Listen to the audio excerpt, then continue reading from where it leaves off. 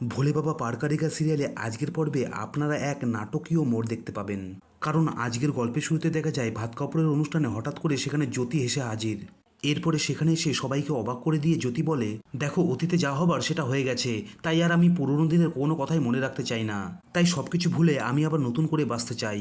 আর এটা আমার দৃঢ় বিশ্বাস, আমি যাই করি না কেন সাক্ষ্যর সাথে আমার বন্ধুত্বের সম্পর্কটা কখনো নষ্ট হবে না। আর এরপরে জ্যোতি এটাও জানায় যে সে নিজের ভুল বুঝতে পেরেছে, তাই আজকে এখানে সে সেই অন্যায়ের প্রায়শ্চিত্ত করতে এসেছে। এরপরে সে ঝিলকে জিজ্ঞাসা করে, ঝিল তুমি আমার উপরে রাগ করছো না তো? এটা শুনে ঝিল জ্যোতিকে উত্তর দিয়ে বলে সে তার মনে কারো প্রতি কোনো রাগ পুষে রাখেনি। জ্যোতির এমন পরিবর্তন থেকে শতরূপাও তার প্রশংসা করতে শুরু করে। এরপরে ওই দিক থেকে তুতুর বলে ওঠে, সবাই চাইলেই তো আর ভালো মানুষ হতে পারে না। এটা শুনে জ্যোতি উত্তর দিয়ে বলে, আমি এখানে ভালো মানুষ সাজতে আসিনি, আমি যেটা ভুল করেছি সেটা স্বীকার করতে এসেছি। আর এটা তোমরা ভেবো না যে আমার চাকরি চলে গেছে বলে আমি তোমাদের নার্সিংহোমে কাজের আশায় এসেছি, আর আমি এখন যেখানেই আবেদন করব সেখানেই চাকরি পেয়ে যাব। আমি তো শুধুমাত্র এখানে সম্পর্কের টানে এসেছি। জ্যোতির এমন কথাবার্তা শুনে সাক্ষ্য অবাক হয়ে বলে, জ্যোতি আমরা তোমাকে তো নেমন্তন্ন পর্যন্ত করিনি, তাও তুমি এখানে নিজে থেকে এসেছো, সত্যি তোমার মনটা খুব বড়। আর সত্যি বলতে তোমাকে ছাড়া এই অনুষ্ঠানটা হবে সেটা আমি ভাবতেও পারিনি, কিন্তু কি করব বলো, তোমাকে ডাকার সাহসও তো আমার ছিল না। আর এর মাঝেই পাড়ার কাকিমারা কানাকানি শুরু করে দেয়। তারা বলে ওঠে, যার সাথে কাল বিয়ে ভাঙলো সে তার বিয়ের অনুষ্ঠানে কিভাবে চলে এলো। এরপরে তারা এটাও বলেন যে এসব এই বড় লোকদের বাড়িতেই সম্ভব। এটা শুনে জ্যোতি তখন তাদের কড়া ভাষায় বলে ওঠে সে ঝিল আর সাক্ষ্যের ভালোবাসাকে সম্মান জানাতেই এখানে এসেছে। এরপরে সাক্ষ্য নিজে জ্যোতির কাছে ক্ষমা চেয়ে বলে সে আগে থেকে তাকে সবটা জানাতে পারেনি, তাই তার জন্য সে দুঃখিত। ওইদিকে সাক্ষ্যের মা এই আধিক্যতা একদমই পছন্দ করছে না। এরপরে তিনি জ্যোতিকে বলে ওঠেন, তুমি কেন ওদের কাছ থেকে এখনো এত অপমান সহ্য করছো? এটা শুনে সাক্ষ্য বলে ওঠে, মা আমি কার সাথে কিভাবে কথা বলতে হয় এটা আমি জানি, আর ও আমার বন্ধু। আর এরপরে জ্যোতি বলে ওঠে, ঠিক আছে ঠিক আছে, এইসব কথা বাদ দিয়ে এখন ভাত কাপড়ের অনুষ্ঠানটা শুরু করা যাক। আর এরপরেই শুরু হয়ে যায় ভাত কাপড়ের অনুষ্ঠান।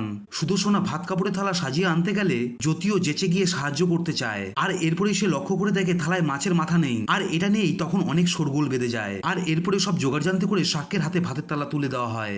এরপরে সাক্ষ্য ভাতের থালা হাতে নিয়ে ঝিলকে বলে, আজ থেকে আমি তোমার সারা জীবনের জন্য ভাত কাপড়ের দায়িত্ব নিলাম। আর এটা শুনে ঝিল বলে ওঠে, আমি নিজের দায়িত্ব নিজেও নিতে পারি, এমনকি আমি তোমার দায়িত্বটাও নিতে পারবো। এটা শুনে সাক্ষ্যের মা ঝিলকে খোঁচা মেরে বলে যে কিভাবে দায়িত্ব নেবে, আমাদের নার্সিংহোমে কাজ করে? এটা শুনে ঝিল তাকে স্পষ্ট জানিয়ে দেয় সে গান গেয়ে রোজগার করবে, এবং সে বলে সে সব রকমের গান করতে পারে।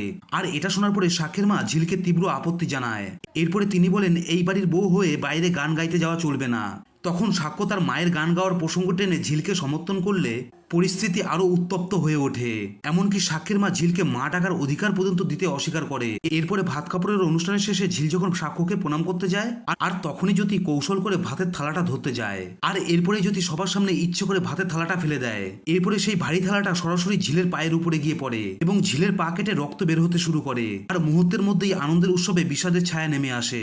এরপরে সাক্ষ্যের মা ঝিলকে দোষারোপ করে বলে, এই মেয়েটার তো অলক্ষী, না হলে এই থালাটা হাত থেকে পড়ে যায় কখনো? আর এটা শুনে ঝিল তখন বলে ওঠে, জ্যোতি থালাটা ধরতে চেয়েছিল বলেই এমনটা হয়েছে। আর এটা শুনে জ্যোতি তখন ঝিলকে উল্টে দোষ দিতে শুরু করে। ওইদিকে ঝিলের পা কেটে রক্তারক্তি কাণ্ড দেখে কাজের মেয়ে সুফলা এগিয়ে আসে এবং সে তখন তার পাটা পরিষ্কার করে দেয়। তো বন্ধুরা, আজকের এই পর্বটি দেখে আপনাদের কি মনে হয়েছে? জ্যোতি কি সত্যি পাল্টে গেছে, নাকি সে ঝিলকে বিপদে ফেলতে নতুন কোনো চাল চালতে এসেছে? তাই আপনাদের মতামত অতি অবশ্যই আমাকে কমেন্ট করে জানাবেন।